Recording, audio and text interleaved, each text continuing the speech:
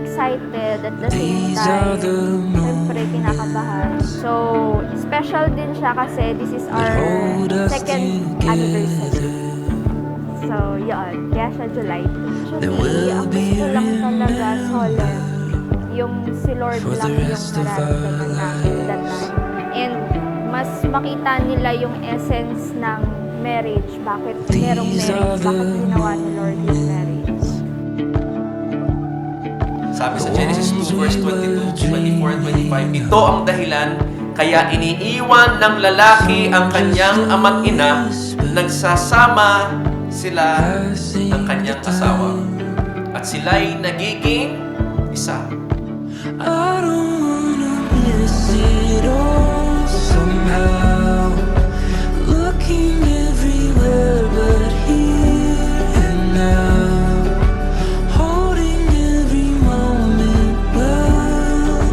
Keep the Dahil sobrang nagpapasalamat ako sa parents ko kasi walang guide sa dahil sa hiwa, dito pa sa mga sacrifices niyo sa akin. miss it all somehow.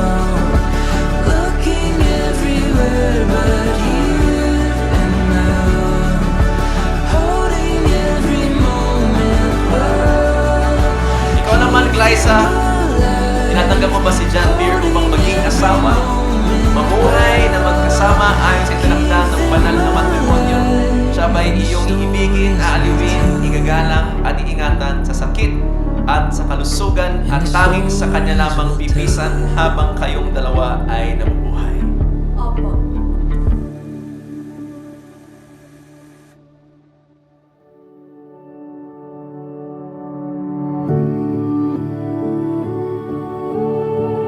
Marriage is seeking your happiness in her happiness. Hindi lang happy wife, happy life, kundi happy each other. Dapat.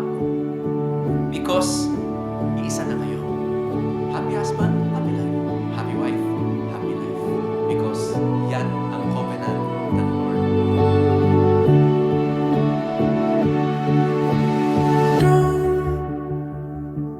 Tell me to calm down. July 2, sinagot mo ako through phone call. Nasa Palawan ka nun.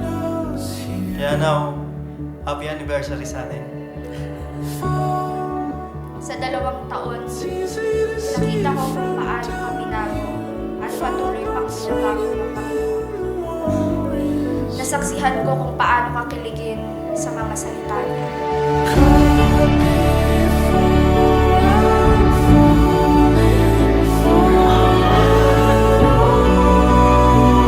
Dito lang kami para sa iyo. Yung umiyak. Alam ko, nandito si Papa, kasama natin. Kaya, Mama, thank you sa reports at your guys. Hindi naman ako makakakita sa ganito.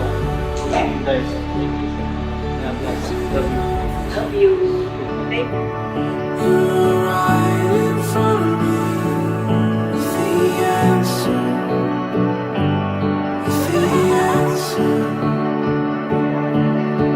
Sun and dark. Why Psalms 42 verse 45 verse 2? Dahil ikaw ang pinaka-pogi sa mga mata.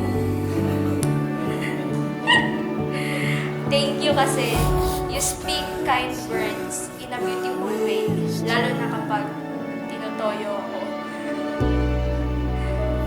And so God will continue to bless you with me forever.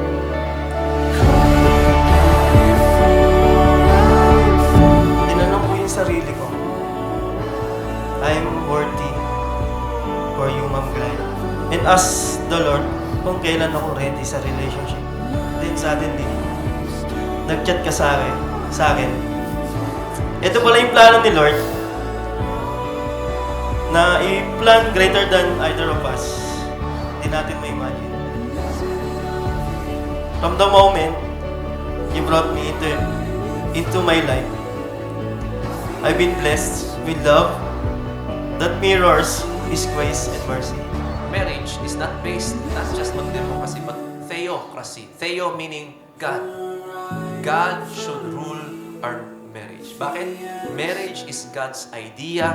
marriage is God's invention. Gusto mong ayusin ng tama ang marriage, lumapit ka sa Diyos na nag-imbento at gumawa.